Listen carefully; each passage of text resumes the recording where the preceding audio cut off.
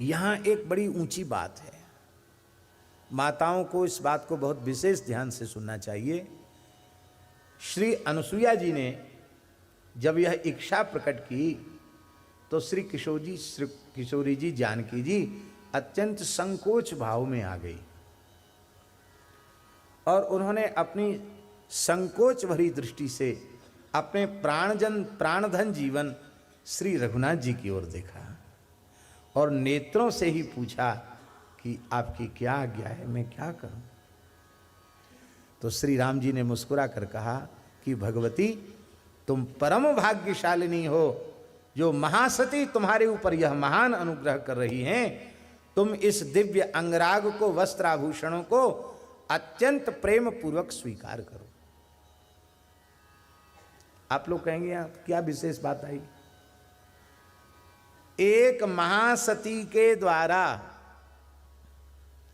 ऋषि पत्नी के द्वारा भगवान की सन्निधि में कुछ दिया जा रहा है, पर उसे भी जानकी जी तब स्वीकार करती हैं जब अपने प्राण जीवन धन की आज्ञा प्राप्त हो जाती है। माताओं को या पतिव्रताओं को शिक्षा लेनी चाहिए। पतिव्रता नारी अपने जेठ जानते हैं ना, ज्येष्ठ, संस्कृत में ज्येष्ठ कहते हैं और लोक भाषा में हिंदी में जेठ कहते हैं। जेठ, देवर या ससुर या इसकी कोटि के ममियाँ ससुर होते हैं, जाने कौन कौन से ससुर होते हैं, मामा वाले ससुर, नाना वाले कौन कौन होते हैं, हम तो पता नहीं क्यों कितने तरह के संबंध रिश्ते होते हैं, हमको जानकारी नहीं है। आप लोगों को जानकारी है। और वो बहू बेटियों को कुछ न कुछ देते हैं, देना भी चाहिए। पर यदि पति की आज्ञा बिना प्राप्त किए कोई नारी अपने जेठ, ससुर, देवर या इनकी कोटि के किसी व्यक्ति से भी कुछ प्राप्त करती है तो उसे उत्तम पतिव्रता नहीं माना जाएगा।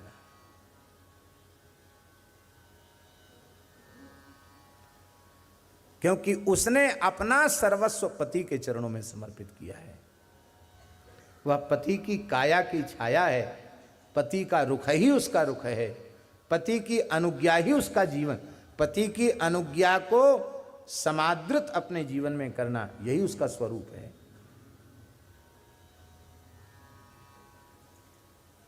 खुली छूट मिल जाएगी तो किसी दूसरों से भी वो प्राप्त करने लग जाएगी वस्तुएं, और फिर उसके पथभ्रष्ट होने में समय लगेगा नहीं।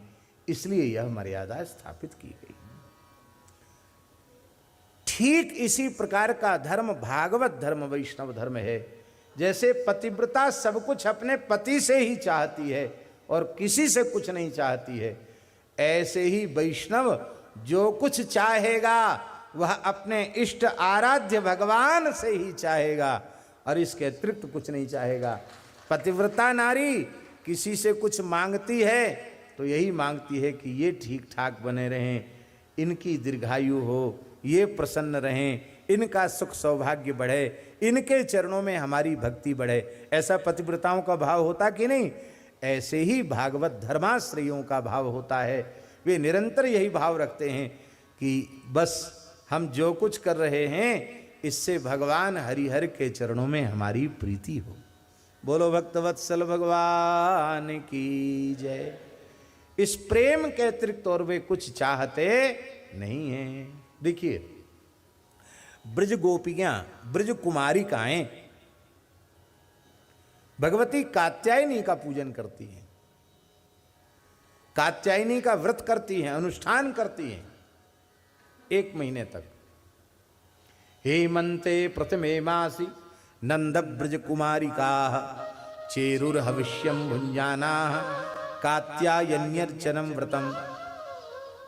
भगवती कात्यायनी का अर्चन करती हैं, भगवती कात्यायनी का अर्चन करती हैं। आज तो षष्ठी वैसे भी है, षष्ठम कात्यायनीति च। आज तो भगवती नवदुर्गाओं में आज भगवती कात्यायनी की ही तिथि है, तो अपने आप कथा में कात्यायनी जी आ गई। तो ब्रज कुमारिकाएं भगवती कात्यायनी का अर्चन करती हैं और मांगती क्या हैं? कात्यायनी महामाये महायोगिन्यधीश्वरी नंद गोप सुतम देवी पतिम में कुरुते नमः। हे कात्यायनी महामाये महायोगिनी, हे अधीश्वरी, आप ऐसी कृपा करें कि नंद नंदन श्री कृष्ण हमें पति रूप से प्राप्त हों। और कुछ नहीं चाहती हैं, श्री कृष्ण की ही प्राप्ति चाहती हैं। इसी का नाम है भागवत धर्म, इसी का नाम है वैष्णव धर्म। श्री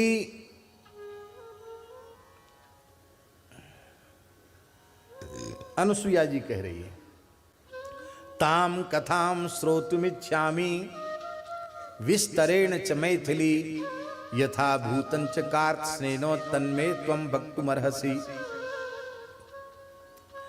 आपका स्वयंवर कैसे हुआ और श्री रघुनाथ जी के चरणों की सेवा आपको कैसे मिली?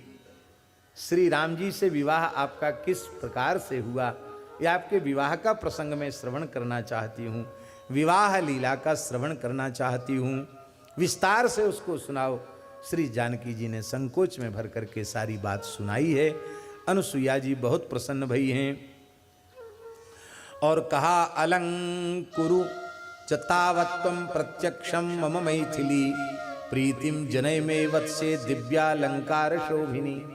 श्री अनुसुईया माता ने कहा है कि हे मैथिली, तुम मेरे ही समक्ष इन आभूषणों को, इस अंगराग को सबसे पहले अपने शरीर में धारण करो, फिर इन वस्त्रों को, आभूषणों को अपने श्री अंग में धारण करो, दिव्यालंकार से युक्त होकर के मुझे दर्शन दे करके कृतार्थ करो। यह बात अनुसुईया जी के मन में क्यों आई?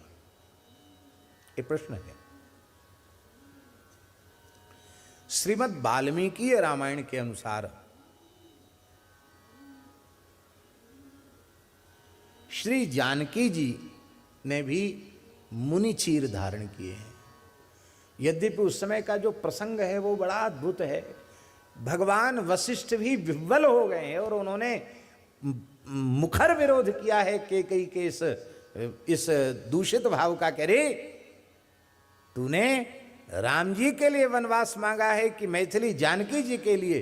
और वाल्मीकि में तो यहां तक है, वशिष्ठ जी ने घोषणा कर दी है, श्री राम की आत्मा जानकी है, राम जी वन में जाएंगे, लेकिन जानकी जी 14 वर्ष तक अयोध्या का राज्य करेंगे। आपने मूल पारायण में पढ़ा होगा वो श्लोक। जानकी जी शासन करेंगे, लेकिन फिर भी जानकी जी ने मुनिवेश धारण किया। क्यों? पतिव्रता का धर्म है, अपने पति के स्वरूप के अनुरूप ही उसे होना चाहिए।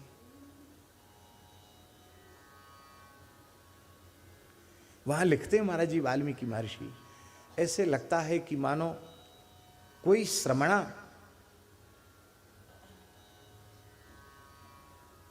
कोई परम विरक्ता, अथवा ऐसा समझें कि समस्त ब्रह्मर्षियों की, मुनियों की तपस्या ही वैदेही के रूप में मूर्तिमती होकर सामने आ गई। तपस्विनी के वेश में तपस्वियों की तपस्या प्रकट हो गई। ऐसी शोभा हो रही जानकी जी की।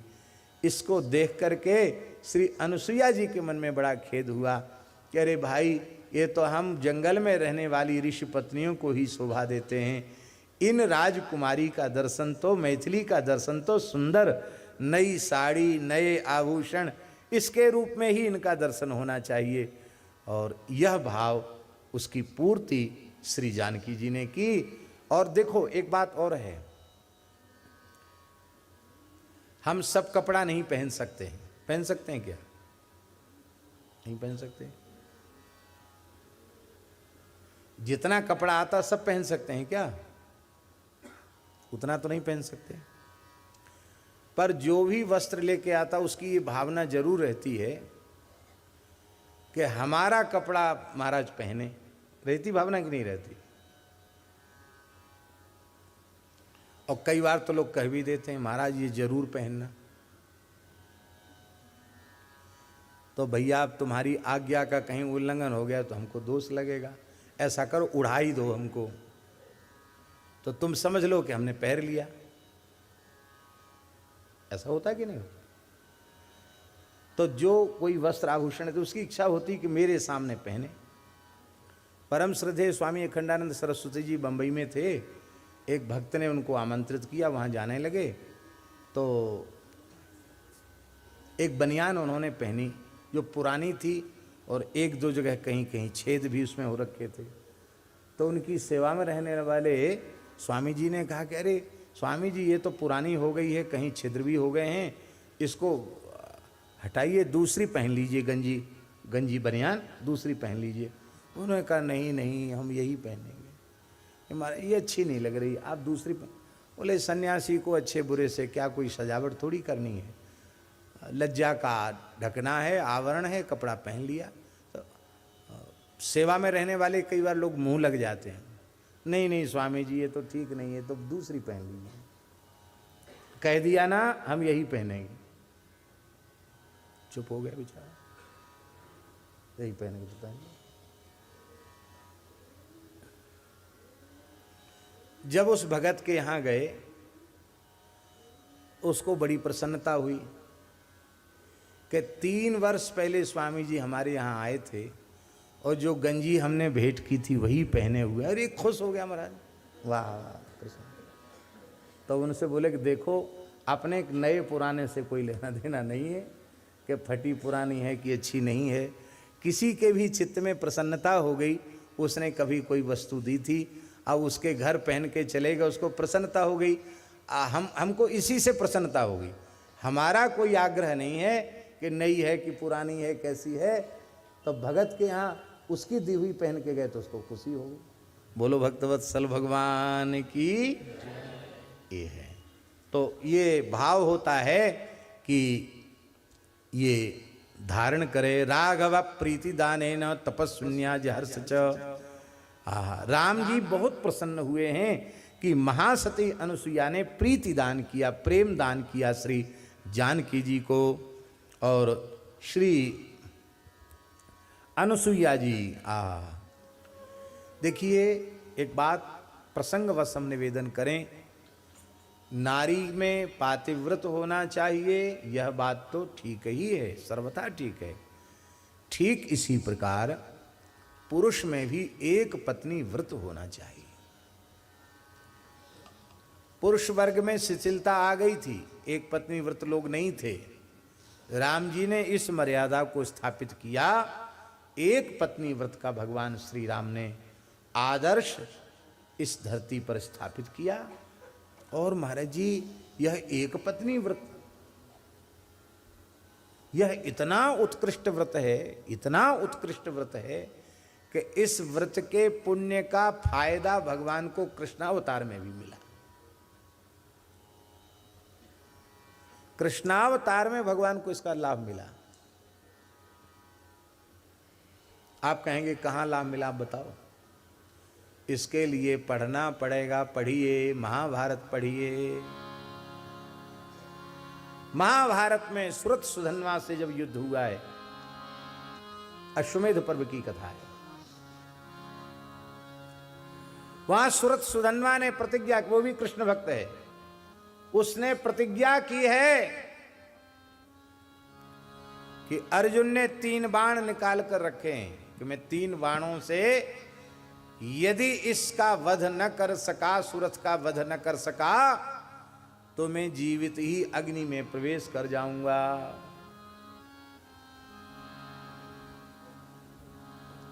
सुरथ ने कहा कि यदि मैंने 3 बाण न काट दिए तो मैं सच्चा श्री कृष्ण भक्त नहीं। जो भागवतों को गति मिलती वो गति मुझे न मिले। अर्जुन के पहले बाण को काट दिया उसने। भगवान भी ताकत रख रहे हैं उस पर, शक्ति स्थापित कर रहे हैं भगवान श्री कृष्ण, फिर भी वो काट देता है। दूसरा बाण भी काट दिया। अब तीसरा बाण अर्जुन ने प्रत्यंचा पर रखा, भीतर से लग रहा था कि ये भी काटे ही देगा, ये तो काट देगा। 2 काट दिए तो तीसरा भी काट देगा। भगवान की ओर देखा, भगवान ने भी आंख के इशारे से कहा कि तुम हमसे बिना पूछे प्रतिज्ञा क्यों कर लेते हो, हैं? कि हम आग में जल जाएंगे। अब जलो। आंखों आंखों से बातचीत की, अब कह दिया अब लाज रखना आपका काम। ठाकुर जी ने भी आंखों के इशारे से कहा हमको एक की लाज, हमको दोनों की लाज रखनी है। बोलो भक्तवत्सल भगवान की।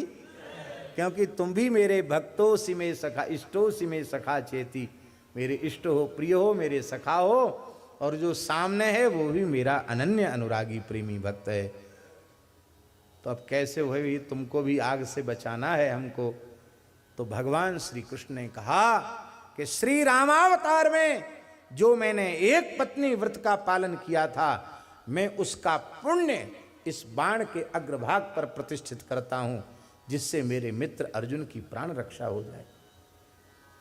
सब पुण्य कमजोर पड़ गए भगवान के कृष्णावतार के। उन्होंने कहा मैं ये पुण्य सब काट दिए उसने। तब रामावतार के पुण्य को उन्होंने बाण पर स्थापित किया। सूरत बोले अब तो इनको इस अवतार से अब संतोष नहीं हुआ, तो वहाँ तक इनको जाना पड़ा। हम तो इसी में खुश हैं, कोई बात नहीं है। अब तो हम जरूर भगवान के चरणों को प्राप्त करेंगे। लेकिन मैं फिर भी कहता हूँ मैं कृष्ण भक्त हूँ, यदि इसको भी मैंने न काट दिया तो मैं सच्चा कृष्ण भक्त नहीं। और आश्चर्य की बात है, उस बाण को भी काट दिया, पर भगवान ने सीता जी रामावतार में एक पत्नी व्रत का पुण्य उसके अग्रभाग पर स्थापित किया था, इसलिए वो व्यर्थ नहीं हो सकता था। उस कटे हुए बाण के अग्रभाग ने उसका शिरच्छेद कर दिया, उसका मस्तक काट दिया, उसकी ज्योति भगवान में समाहित हो गई। और आकाश में भगवान शिव, महाभारत में लिखा है, नंदीश्वर पर विराजमान होकर के इस लीला को देख रहे थे। भगवान शंकर ने कहा नंदीश्वर जाओ, इस परम भक्त सुरथ के मुंड को मेरे पास लेके आओ, मैं अपनी मुंडमाला में से स्थान प्रदान करूंगा। क्यों? इस कटे हुए मस्तक से भी भगवान के पवित्र नामों का उच्चारण हो रहा है। और भगवान ने उसी समय गुरु जी को कहा, वो मस्तक देखो सामने युद्ध हो रहा है और मस्तक कटेगा तो सिर किधर जाएगा? अब बताओ किधर जाएगा? अरे यहां से कोई छोड़ेगा तीर तो मस्तक उस दिशा में जाएगा कि नहीं? उधर जाना चाहिए। पर वह मस्तक आया श्री कृष्ण के चरणों में, ऐसे आया उलट करके, भगवान के चरणों में आया। भगवान ने उसको उछाला आकाश में और कहा गरुड़ जी, तीर्थराज प्रयाग मेरा ही स्वरूप है, संगम में जो मेरा स्वरूप माधव स्वरूप विराजमान है उस वहां तुम इसे स्थापित करो, संगम स्नान कराओ इस भक्त को।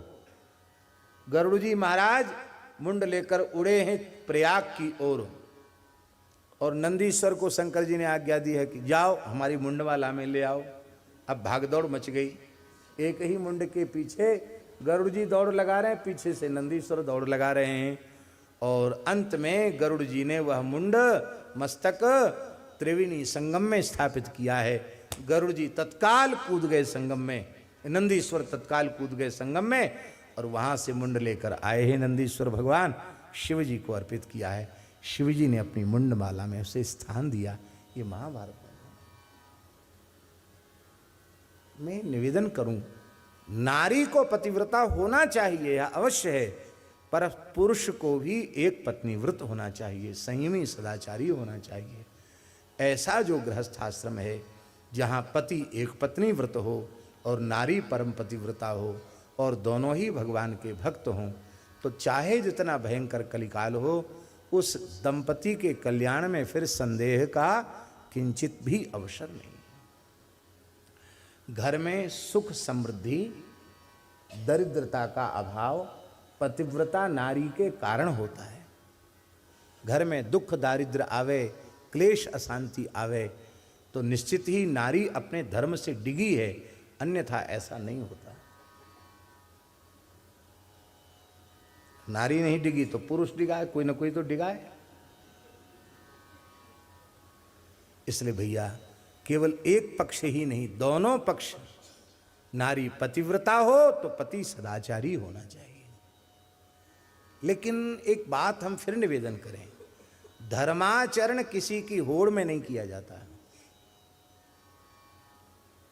जानकी वल्लभ जी, धर्माचरण किसी की होड़ में नहीं किया जाता है कि तुम करोगे तो ही हम करेंगे, ऐसा नहीं। पत्नी को यह नहीं कहना है कि आप ऐसे होगे तो मैं पतिव्रता बनूंगी, नहीं तो मैं भी है तुमसे 10 कदम आगे रहूंगी, ऐसा उसे नहीं सोचना है। क्योंकि व्यक्तिगत धर्म जो है ना, वो वैयक्तिक विषय है, स्वयं का विषय है। हम ऐसा नहीं सोच सकते हैं कि हमारे निकट वाले सब संध्योपासन करेंगे तभी हम संध्योपासन करेंगे। हम तो बिल्कुल नहीं करेंगे, फिर क्यों करेंगे संध्योपासन?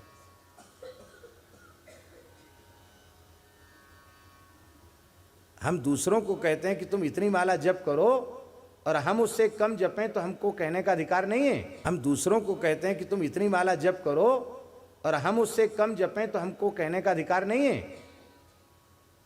हमको जप संख्या नित्य प्रति पूर्ण करनी ही चाहिए, नहीं तो निकट वालों को कहने के अधिकारी नहीं, आप लोगों को भी कहने के अधिकारी नहीं। इसलिए भैया हमारे महाराज जी कहते थे, रुग्ण व्यक्ति और वृद्ध व्यक्ति इससे धर्माचरण की प्रेरणा नहीं लेनी चाहिए।